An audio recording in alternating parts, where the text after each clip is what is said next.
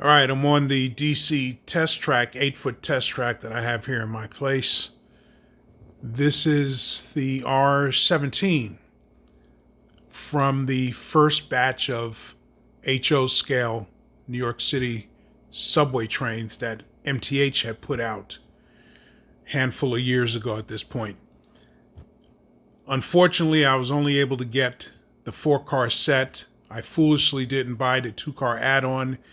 And then when I realized my dopey mistake and tried to find an add-on set, couldn't find it. Train World was out of them, couldn't find it. So I only have 4 cars. In any event, my tech, the guy who does all of my upgrading for me, installs decoders for me, and does everything that I need on my trains, fixing and upgrading, etc.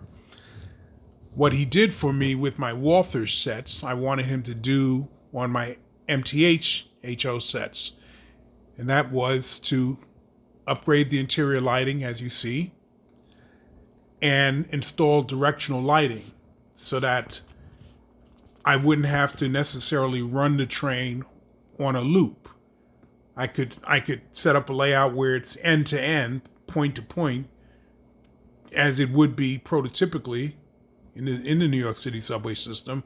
It runs from end to end.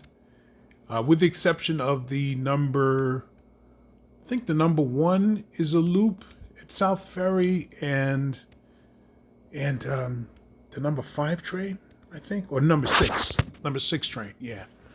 So outside of those two, every other line, to my knowledge, is end to end or point to point. But in any event, when a train gets to the end of the line, it shuts down, the motorman moves to the other end of the opposite end of the train, starts up again, they have directional lighting. And that's what he's done with this. So if I change the direction,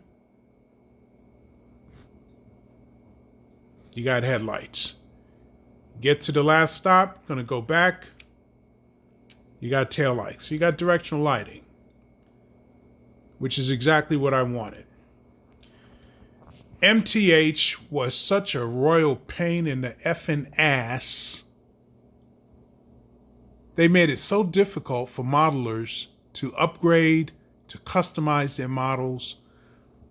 This guy who's been working on model railways, as they call it in England, because he's from England, my tech, and he's been working on trains since he was a teenager. This guy's an expert. He knows what he's doing. And this was so frustrating for him that he doesn't want to work on any more of my MTH sets. He might put, like, I have the MOW, the work train set, and all it needs is a decoder. I don't want to do any upgrades with that. Doesn't need it. All it needs is a decoder installation. So he might do that. But outside of that, he wants nothing to do with MTH because they're such royal pains in the ass with the DCS and the rest of that BS. In any event, I only got 4 cars, and I had put the power car on this test track, my 8-foot DC test track here. The power car fired up, much to my surprise, because it had been giving me trouble since he gave it back to me from the upgrade. It fired up. I know that MTH runs in both DC and DCC. So I was actually expecting it, if I put another, as an example, if I put another MTH subway model or MTH model period on this test track, it would still work because they run on both DC and DCC. Well, I didn't expect the power car to fire up because I was having trouble with it. Well, it did fire up on the test track here, and it actually moved very briefly. Then it shut down. So I put it on my DCC layout, my Woodland Scenics 8x4 layout here, my quote-unquote temporary layout, and it fired up after many tries. It fired up just a couple of times. I was able to get the horn to sound, to hear the conductor make station stop announcements, but it would not move. So I got to find an MTH authorized repair center and send that power car in for repair. I don't know what the heck is wrong with it. But I just wanted to show you all that directional lighting is possible. If you have the right tech that knows what he's doing, and he wants to put up with the nonsense that MTH intentionally put into their models, it would have. What would it have cost for them to do what my tech did? Add an additional decoder to this car so that we could have directional lighting. And by the way, the number board and the route sign lights up, I think, on the test track.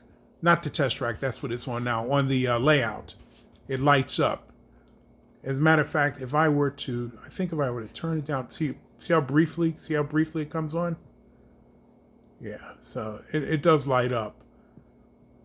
But I think it would light up and stay lit on a DCC layout as opposed to this DC test track. But anyway, yeah, I just wanted to show you all that directional lighting, which is prototypical, which I would think that every subway modeler would want. Directional lighting. So that's what I'm up to tonight, just messing around with trains here. Later.